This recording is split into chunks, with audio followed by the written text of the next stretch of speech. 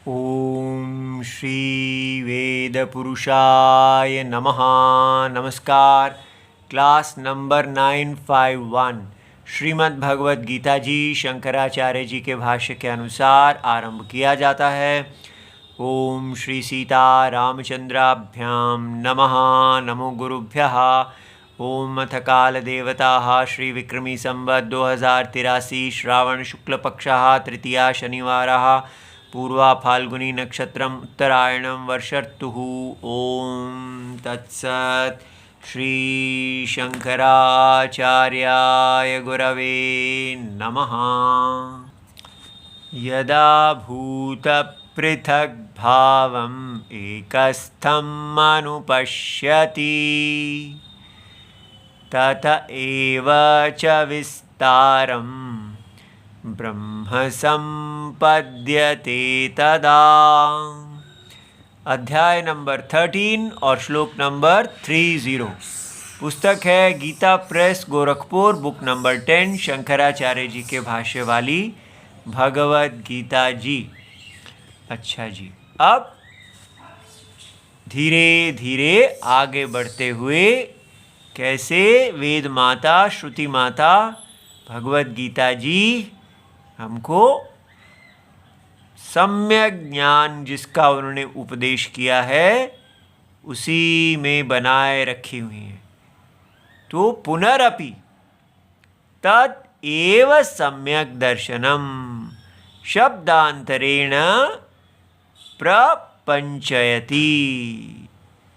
तो ये उसी सम्यक दर्शन को जो इस 13वें अध्याय में कहा गया है उसी को अब शब्द अंतरेण, शब्दों को बदल देंगे।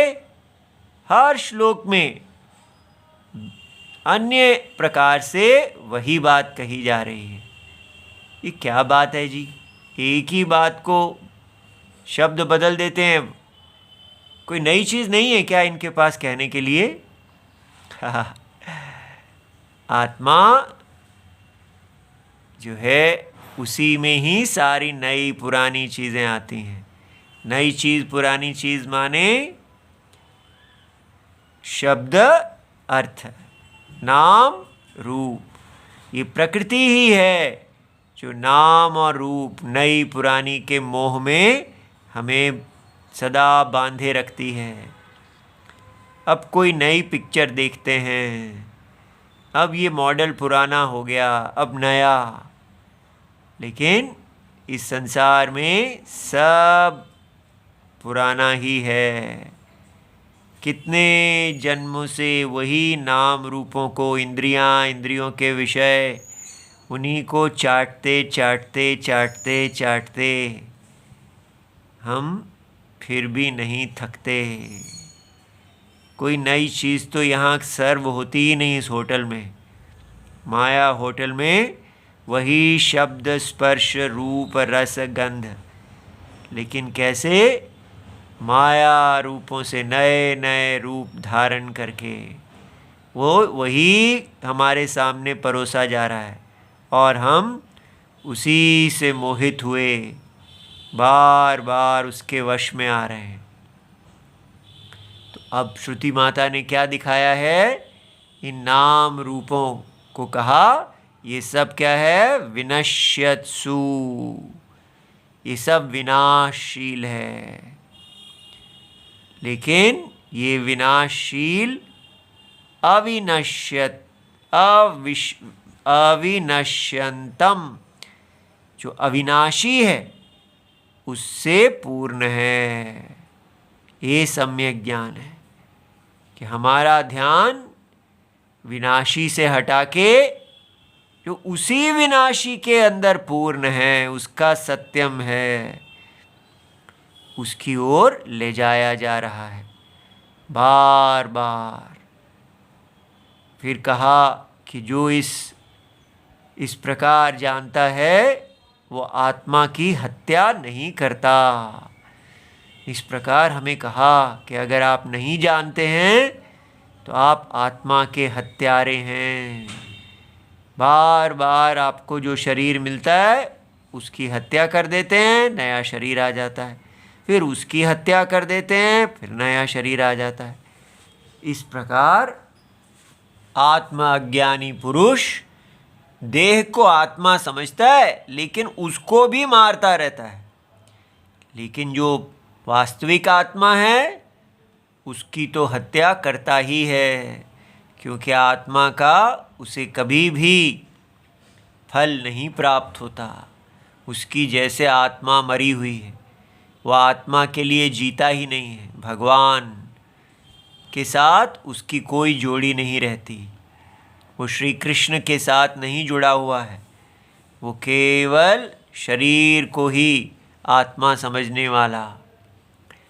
तो ऐसा बताकर हमें आत्मा से जोड़ा गया।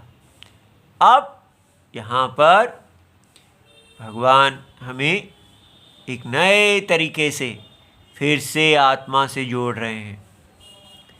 क्यों इतने तरीके लगाने पड़ रहे हैं? क्योंकि ये विषय जो है दुर्गह है, कठिनाई से बोध होने वाला है। ये केवल अज्ञान ही नहीं है, ये माया है। ये संसार मोहित करने वाला है, बार बार हमें खींच लेता है। इसलिए हमें बार बार शास्त्र भी सत्य पे लेके आते हैं। तो अब क्या कहा? यदा, जब, भूत पृथक भावम, ये सारे जीवों का पृथक भावना है। जो मैं अन्य हूँ, ये मेरे मित्र, बंधु, पत्नी, बच्चे, परिवार, ये सब अन्य हैं, और मैं इनसे ये मेरे हैं, ये पराये हैं, ममा, अन्य, और ये मेरे सुख हेतु हैं, ये मेरे दुख हेतु हैं, इनको मुझे प्राप्त करना है, इनसे मुझे निवृत्ति प्राप्त करनी है। इस प्रकार हर समय व्यक्ति इसी के बारे में सोचता रहता है। और लेकिन कहा, जब वो इस सारे पृथक भाव को एकस्थम अनुपश्यति, वो देखता है कि ये सारा स्वप्न के समान एक आत्मा में ही अविद्या कल्पित है। वो आत्मा ही मैं, अहम और त्वम, इस प्रकार अहम और त्वम के व्यवहार में दिख रहा है। वही आत्मा पत्नी है, बच्चे हैं, परिवार है, बिजनेस है, और सारा विस्तार है, अन्य लोक हैं, वेद के द्वारा बताए गए देवता हैं, सब सारा कुछ वो देखता है कि ये तो एक ही आत्मा में कल्पित है। और वो आत्मा अहम अस्मि। इस प्रकार तो यदा भूत पृथक भावम एकस्थम, एक में ही स्थित देखता है, ततः एव च विस्तारः, तो सारा विस्तार, तो कहता है मैंने इतनी बड़ी कंपनी बना ली है, और इसमें अभी उस वहाँ से मेरे इतने करोड़ आने वाले हैं, वो पेमेंट नहीं आ रही है, और इस यहाँ पर मेरा प्रोजेक्ट फंसा हुआ है, और पता नहीं क्या होगा, ये कंप्लीट होगा भी कि नहीं, कि आधे में ही सारा पैसा डूब जाएगा, मैं इधर जाऊँ, उस प्रोजेक्ट पे जाऊँ, इस पे जाऊँ, ये मेरे हर जगह मुझे ही जाना पड़ रहा है, और इतने सारों में मेरा टांग फंस गया है, मैं क्या करूँ, इतना चिंता में हूँ। तो वो, लेकिन अब वो कैसे देखता है? ये सारा विस्तार माया विस्तार है। और स्वप्न तुल्य आत्मा में करोड़ों करोड़ों जन्मों में ऐसे ही विस्तार आए चले गए, आए चले गए। और उसको चैन आ जाता है। हाँ, पहली बार वो सांस लेता है। इस प्रकार वो जो देखता है तो ब्रह्म संपद्यते तदा। इसलिए हमको ये देखकर ही सोचना चाहिए कि ये सारा जो हमारा विस्तार है, जिसको हम समेटते रहते हैं, बचाते रहते हैं, ये सब अविद्या माया के अंदर है। तो इसके बारे में ये आएगा जाएगा, अनित्य है ये। इसके बारे में बेचैनी नहीं करनी चाहिए, बल्कि एक दिन जब ये पूरा ही छूट जाएगा उस दिन कहें मुक्ति मिली। अप्पा तो इसलिए भगवान इसको हर लेंगे, कहेंगे अब शांति से बैठो, चुपचाप मेरे से प्यार करो, आत्मा में ही रहो। वो सबसे अच्छा दिन होगा। सब कोई पेमेंट आएगी ही नहीं, मुक्ति मिलेगी। ठीक है, तो इस संसार में इतना डरने का कोई बात ही नहीं है। जैसा भी है ठीक है, ज़्यादा से ज़्यादा क्या होगा। ये स्वप्न जो है वो अपनी आत्मा को स्पर्श कर ही नहीं सकता। इसलिए अभय शरणम, जो आत्मा में स्थित रहता है वो नाम रूपों में आशा नहीं रखता। तो धीरे धीरे हमें सीखना है। ये संसार की जो भी हमारे, जिसको हम अपना धन समझते हैं, वो हमारा धन नहीं है।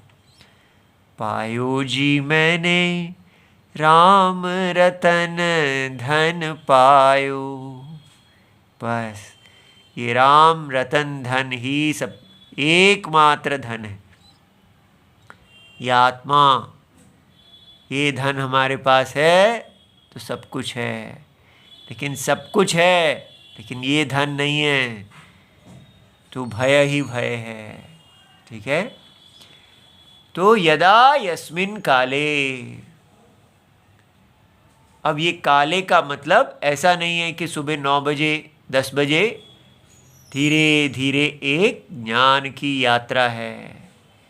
जन्मों जन्मों से हम इस आत्मज्ञान की यात्रा पे चले हुए हैं और धीरे धीरे हमारा को परिपाक होता है और हमारे अंदर वैराग्य जागता है और हम आत्मज्ञान को प्राप्त करते हैं। तो भूत पृथक भावम, भूतानाम पृथक भावम, पृथक्त्वम एकस्थम एकस्मिन् आत्मनि। तो यह आत्मा का विषय हमारे सामने आता है। कभी हम देखते ही नहीं कि क्या ऐसा भी हो सकता है कि मैं अपने सत्य को ही नहीं जानता। हम तो यही सोचते थे कि संसार में दुख का कारण है प्रिय की प्राप्ति नहीं होना, अप्रिय की प्राप्ति हो जाना। और यहाँ कहा जा रहा है कि संसार के दुख का कारण है आत्मा का अज्ञान। आत्मा के अज्ञान की स्थिति में ही व्यक्ति प्रिय अप्रिय के विषय में, अनात्मा के विषय में मोहित होता है। इसलिए सारा अनात्मा जिसकी हम प्राप्ति की इच्छा करते हैं वो आत्मा में ही नित्य प्राप्त एकस्मिन् स्थितम एकस्थम अनुपश्यति। लेकिन ऐसा वो कैसे देखता है? शास्त्र आचार्य उपदेशतः। आजकल के आचार्यों के समान नहीं, जो उपदेश ही नहीं करते, जो केवल ये उपदेश करते हैं कि मेरे से आके आशीर्वाद खरीद जाया करो। बस यहाँ पर आके पेमेंट कर दिया करो और आशीर्वाद ले लिया करो। बस गुरुजी मेरी रक्षा करते हैं। उपदेश और शास्त्र की मुझे कोई आवश्यकता नहीं, ना मेरे पास टाइम है। तो मॉडर्न तरीका मुझे सबसे सूटेबल है। गुरुजी को चेक भेज दो और गुरुजी ऑनलाइन आशीर्वाद भेज दें, वही सबसे अच्छा है। लेकिन ये हमारी सनातन परंपरा है। हम सदा वेद के आश्रित होके शास्त्र का अनुसार अध्ययन करते हैं और आचार्य से उपदेश लेते हैं और उस उपदेश के आधार पर स्वधर्म करते हैं, कर्मयोगी बनते हैं, वैदिक जीवन जीने वाले। ऐसा तो मत्वा आत्म प्रत्यक्षत्वेन पश्यति, तो इसलिए वो आत्मा प्रत्यक्षत्वेन पूरी तरह आत्मा को अपरोक्ष देखता है। कैसे? छांदोग्य उपनिषद में कहा है, आत्मा एव इदम सर्वम। तो इदम सर्वम, सारा इदम सर्वम क्या हो गया? आत्मा हो गया। ऐसा ही यहाँ कहा जा रहा है कि सब भूत पृथक भावम एकस्थम अनुपश्यति। तो वो एक कौन है? आत्मस्थम अनुपश्यति। ऐसा तो ये शंकराचार्य जी हमें कहते हैं कि आपको ये छांदोग्य उपनिषद का जो विषय है वो भगवत गीता जी में बताया जा रहा है। तो वो हमें चाहते हैं कि हम छांदोग्य उपनिषद को देखें, तो वहीं चलते हैं। तो यहाँ पर प्रसंग चल रहा है भूम विद्या का। यहाँ आत्मा का नाम भूमा है और होना भू। और ये आचार्य गुरुजी सनत कुमार जी शिष्य नारद जी को उपदेश कर रहे हैं। तो नारद जी ने पूछा कि ये आत्मा किसमें प्रतिष्ठित है? तब वो सनत कुमार जी ने उत्तर दिया, स्वे महिमनि तिष्ठति। ये अपनी ही महिमा में प्रतिष्ठित है, अर्थात ये किसी में भी प्रतिष्ठित नहीं है। तो ऐसा कहने पर नारद जी के मन में प्रश्न आया, कस्मात् पुनः क्वचित ना प्रतिष्ठिता। यह आत्मा किसी चीज के अंदर क्यों नहीं है?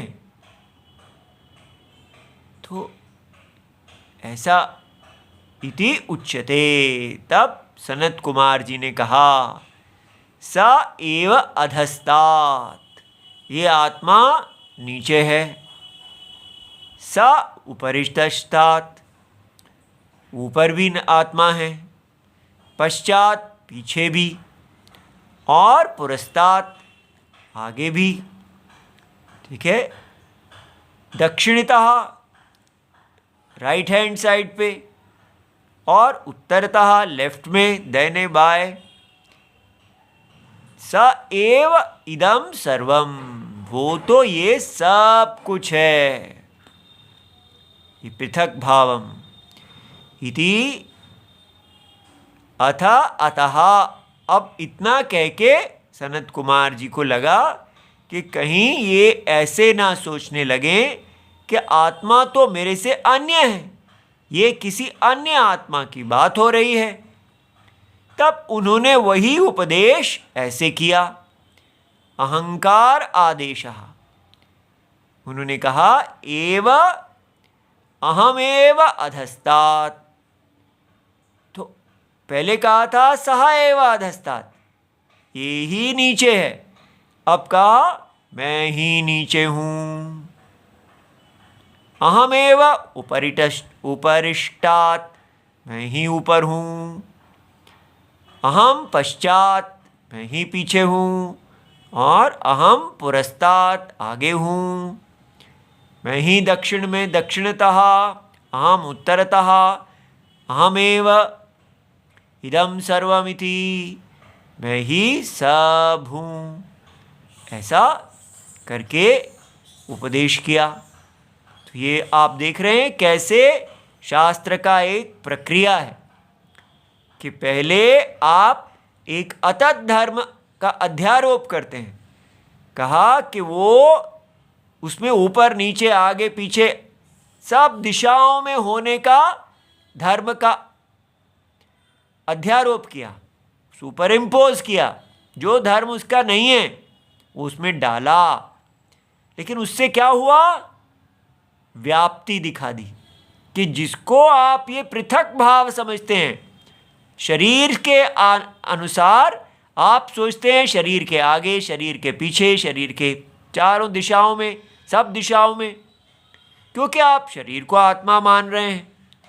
लेकिन आत्मा तो सर्वंतर आत्मा, इस शरीर के अंदर जो इंद्रियां हैं उसमें भी उपलब्ध, इंद्रियों से और व्यापक मन में भी उपलब्ध, मन से और व्यापक बुद्धि में उपलब्ध, बुद्धि से और व्यापक अव्यक्त सुषुप्त आत्मा उसमें भी उपलब्ध।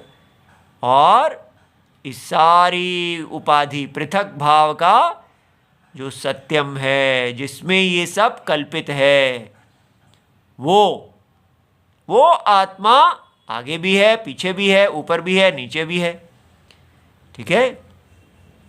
ऐसा कह के सारी दिशाओं का से अनन्य है, उनसे अन्य नहीं है, उनमें व्याप्त है, उनका सत्यम है। अगर आत्मा सत्यम ना हो तो ऐसा उपदेश नहीं किया जा सकता। केवल सत्य में ही जो कल्पना है, ये सारी दिशाएं, नाम रूप जिसमें कल्पना है, उसी का ऐसा उपदेश किया जा सकता है। ठीक है? अब जब ऐसा उपदेश किया तो फिर सनत कुमार जी को लगा कि कहीं नारद जी ये ना सोचने लगे कि ये शरीर ही आत्मा है। तो अहंकारेण देह आदि संघातः, ये जो हमारा देह है जिसमें अनेकता है, अपि आदिश्यते, अविवेकी भी, कोई अविवेकी हो तो वो ऐसा ना समझ ले कि तो देह का उपदेश कर रहे हैं। इति अतः तदा आशंका मा भूत, ऐसी शंका ना हो तो क्या हुआ? तब सनत कुमार जी ने कहा अतः आत्मादेश, उन्होंने अब आत्मा का आदेश किया। एव आत्मैव अधस्तात्, देखा कैसे ये कितनी इसमें सुंदरता है।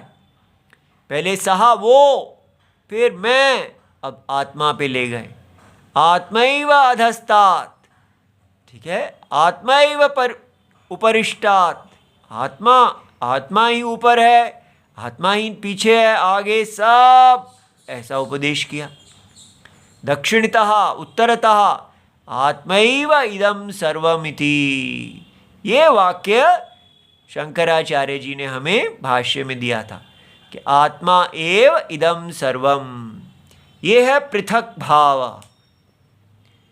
तो जो व्यक्ति ऐसे देखता है तो फिर उसको क्या लाभ होता है? स वा एष एवं पश्यन्, जो ऐसे देखता है, एवं मनवानः, इस प्रकार वो मनन करता है, सदा जैसे इसी में लगा हुआ है, ध्यान, उसका मन बार बार वो देखता है कि अविद्या क्या है और विद्या क्या है, असत बुद्धि विषय क्या है, सद्बुद्धि विषय क्या है, लगता क्या है क्या, इस प्रकार एवं विजानन, इस प्रकार इस विज्ञान में बना हुआ, तो वो क्या हो जाता है? आत्मरति, आत्मक्रीडा, आत्ममिथुनः, आत्मानंदः। देखिए कैसे शब्द हैं। आत्मरति, आत्मक्रीडा क्या है? ये जो हमारा शरीर है, देह, ये रति का साधन है। इस शरीर के द्वारा हम आत्मा से अन्य में रति करते हैं, स्त्री मित्र आदि उनके साथ हमारी प्रीति रहती है, उन्हीं से हमें सुख मिलता है। क्रीड़ा, ठीक है, तो जो कुछ भी उनके साथ खेलना आती, तो वो सारा खेल, ये दुनिया रति क्रीड़ा अन्य में शरीर के से प्राप्त करने में ही सुख का हेतु है, लेकिन ये आत्मरति हो गए, इनको वो सब सुख आत्मा से ही प्राप्त है। कैसे प्राप्त है? वास्तव में भी ऐसा कभी होता है, कभी अनुभव भी है कि ऐसी बातें हैं? आप अपनी सुषुप्ति को ही देख लो वो तो सबको होता है ना, सभी सुषुप्ति में क्या होते हैं? आत्मरति ही, आत्म क्रीड़ा। वहाँ कौन सी स्त्री है और कौन से मित्र बंधु आदि हैं? कुछ नहीं है, लेकिन फिर भी हम क्या होते हैं? आत्मरति, आत्म क्रीड़ा। आपकी फैक्ट्री कहाँ है? वहाँ पर आपकी सारा बिजनेस, वो सब कहाँ है? फिर भी इतने आनंद में कैसे हैं? आत्मा ही आपको तुष्टि देती है। आत्म मिथुन, मिथुन क्या होता है? इस संसार में मिलने वाला सुख जो है वो द्वंद्व होता है, जोड़ा, सुख दुख, जय पराजय, इसलिए डर लगा रहता है। आज मुझे जय मिली है तो कल पराजय ना हो जाए, इसलिए हर समय हारने का, जीत में भी सदा भय का ही डर लगा रहता है। आज मैं ऊपर पहुंचा हूं, कल गिर जाऊंगा। तो इसलिए जो मिथुन, इस संसार में मिथुन है, जोड़ा है, द्वंद्व है, वो सब उसको आत्मा में ही प्राप्त हो जाता है। आत्मानंद, आनंद जो शब्द आदि इंद्रियों के विषय हैं, वो सब बिना इंद्रियों के विषय से ही आनंद, पूर्ण आनंद, ये सुषुप्ति में ही मिल जाता है। तो फिर सुषुप्ति को ही क्यों ना हम ज्ञान की अवस्था मान लें? सुषुप्ति ज्ञान की अवस्था नहीं है, ये सारे पृथक भाव का आत्मा में लय है। उससे हमें ये समझ में आता है कि ये पृथक भाव आत्मा में ही बीज अवस्था में जाता है और आत्मा में ही अंकुरित हो जाता है, लेकिन आत्मा सदा इससे मुक्त रहता है। कैसे मुक्त रहता है? क्योंकि सत्य अविद्या कल्पित बीज अंकुर भाव से मुक्त रहता है। तो ऐसा व्यक्ति स स्वराट भवति, वो अपना राजा खुद हो जाता है। कितनी बड़ी बात है! सेल्फ एम्प्लॉयड सेल्फ एम्प्लॉयड नहीं, वो अब किसी पे आश्रित ही नहीं है। सुषुप्ति में देखो, आपका सुख अनाश्रित है, किसी पे आश्रित नहीं है। No blackmail. तस्य सर्वेषु लोकेषु कामचारो भवति, उसका सारे लोकों में गति हो जाती है। अतः यह अन्य और जो इससे विलक्षण है वो सब क्षय लोकों में ही बैठा रह जाता है। अब आ जाते हैं वापस हमारी भगवत गीता जी पे। तत् एव च तस्मात् एव च विस्तारम उत्पत्तिम विकासम। ततः, तो उसी से ही, उसी आत्मा से सारा विस्तार, जो उत्पत्ति है, विकास है। जैसे हमारा विकसित भारत बनाने का सपना जो आत्मा को जानता है वो विकसित भारत के लिए सपने नहीं लेता, ठीक है। उसको सारा विकास आत्मा में ही मिल जाता है। और देखिए, आत्मतः प्राणः, आत्मतः आशा, आत्मतः स्मर, जो स्मृति, सब आत्मा से ही है। आत्मतः आकाशः, आत्मतः तेजः, आत्मतः आपः जल, आत्मतः आविर्भाव, आत्मतः तिरोभाव, आ जाना, चले जाना, आत्मतः अन्नम। इस प्रकार सब कुछ यही छांदोग्य उपनिषद में आगे कहने वाले हैं सनत कुमार जी। इति एवं आदि प्रकारैः विस्तारम यदा पश्यति ब्रह्म संपद्यते, ब्रह्मेव भवति, वो ब्रह्म ही हो जाता है, ब्रह्म ही है, होता नहीं है, सदा है। तदा तस्मिन् काले इत्यर्थः। इस प्रकार ये ब्रह्म ज्ञान अन्य शब्दों में कहा गया। ओम नमो भगवते वासुदेवाय। प्रणाम।